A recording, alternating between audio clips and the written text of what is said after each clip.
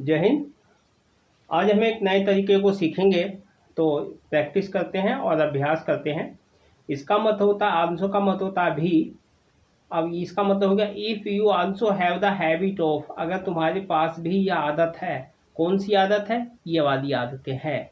समझ में आया? तो इसका मतलब हो गया इफ माने अगर, अगर तुम्हारे if you also have the habit of, अगर तुम्हारे पास भी आदत है ये वाली, तो आपका सफल होना मुश्किल है।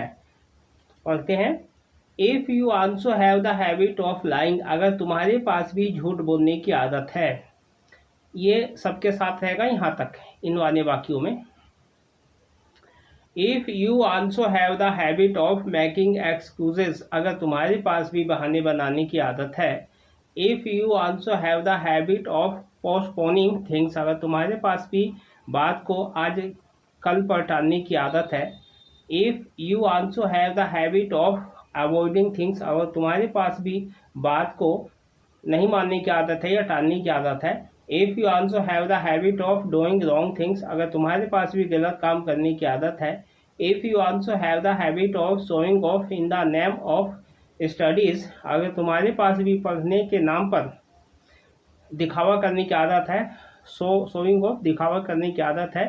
If you also have the habit of showing off in the name of doing some work, अगर तुम्हारे पास भी कोई काम करने के नाम पर दिखावा करने की आदत है। If you also have the habit of taking drugs, अगर तुम्हारे पास भी कोई नशा करने की आदत है। If you also have the habit of pretending, अगर तुम्हारे पास भी नाटक करने की आदत है। If you also have the habit of finding faults in someone, अगर तुम्हारे में भी किसी में कमी निकालने की आदत है। यहाँ पर एक नेगेटिव शब्द है। यहाँ पर if you don't have the habit of, यहाँ पर सिर्फ डोंट आ गया है। अगर तुम्हारे पास कठिन परिश्रम करने की आदत नहीं है, ये नेगेटिव शब्द है। If you don't have the habit of working hard, अगर तुम्हारे पास भी कठिन परिश्रम करने की आदत नहीं है, तो क्या होगा?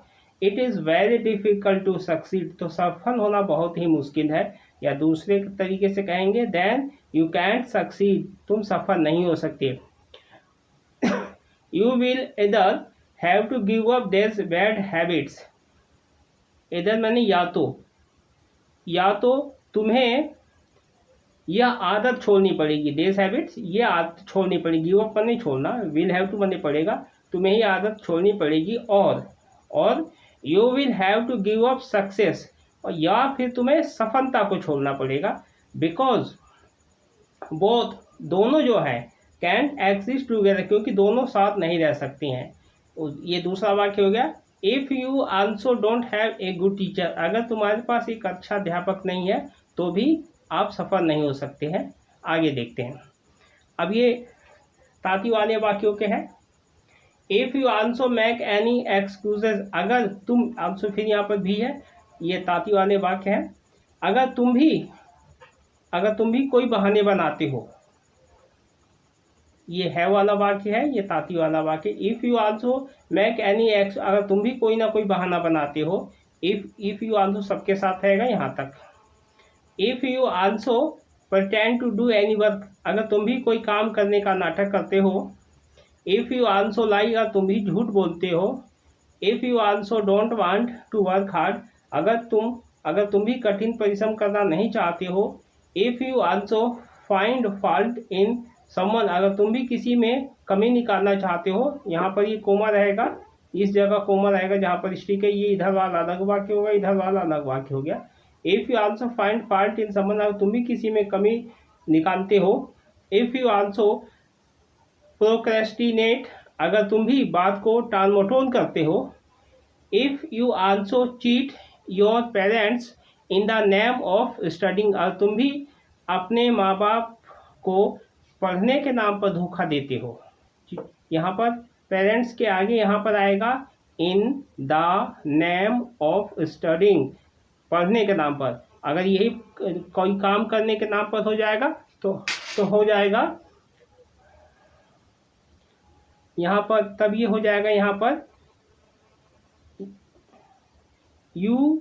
If you also cheat your parents in the name of doing some work, अगर तुम भी कोई काम करने के नाम पर अपने माँ बाप को धोखा देते हो तो यही हो जाएगा, ये फिर इसमें सब में आएगा, यू विल नॉट सक्सीड हो जाएगा, या फिर हो जाएगा you will have to give up success, तुम्हें सफलता को छोड़ना पड़ेगा। क्योंकि ये आदतें और दोनों आदतें ऐसी हैं जो हमारी सफलता में रुकावट बनती हैं, हमें कोई काम करने नहीं देती और सीखने नहीं देती। अब आगे देखते हैं, work so hard that.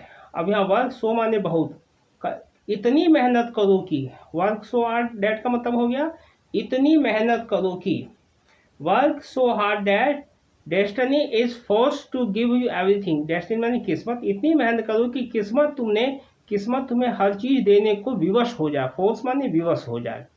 Work so hard that God becomes happy to give you everything. इतनी मेहनत करो कि भगवान खुश हो जाए टू गिव यू, तुम्हें सब कुछ देने के लिए खुश हो जाए। वर्क सो हार्ड दैट, इतनी मेहनत करो कि